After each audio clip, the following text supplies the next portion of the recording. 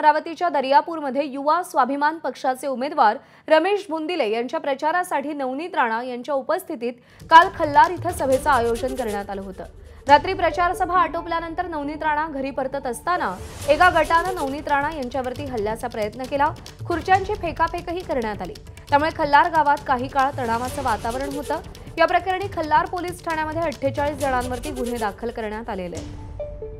प्रणय निर्माण आपले प्रतिनिधी सध्या आपल्यासोबत आहेत। प्रणय, 10 वाजताचा इशारा नवनीत राणांनी दिला होता, त्या पार्श्वभूमीवर पोलिसांनी नेमकी काय कारवाई केली आहे? दर्यापूरमध्ये काय वातावरण आहे?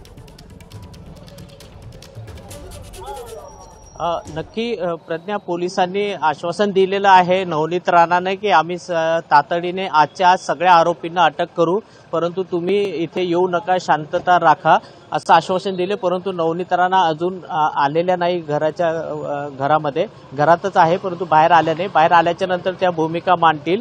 परंतु दर्यापूरमध्ये जे आहे ते पोलिसांचा कडक बंदोबस्त लावण्यात आलेला आहे आणि ज्या गावामध्ये ही घटना घडली खल्लार, या गावामध्ये सुद्धा पोलिसांचा कडेकोट बंदोबस्त आहे।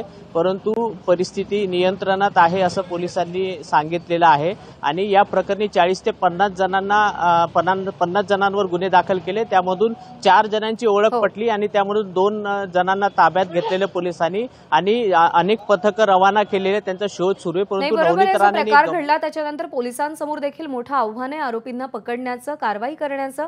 प्रणय, धन्यवाद दिलेल्या माहितीसाठी। एबीपी माझा, उघडा डोळे बघा नीट।